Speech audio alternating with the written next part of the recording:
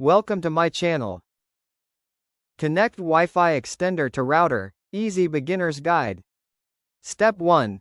Unbox your Wi-Fi extender and place it close to the router for setup. Step 2. Plug the extender directly into a wall socket, avoid extension boards. Step 3.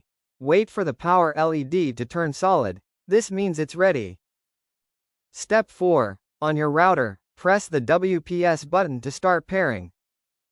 Step 5. Within 2 minutes, press the WPS button on the extender. Step 6.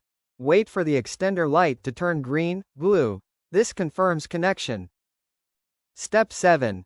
Once connected, unplug the extender from that spot. Step 8. Move it to a new location, halfway between your router and weak Wi-Fi zone. Step 9. Plug it in again and wait for the lights to turn solid, stable. Step 10. On your phone, laptop, connect to the new Wi-Fi name like home_ext, TP-link_ext. Thanks for watching.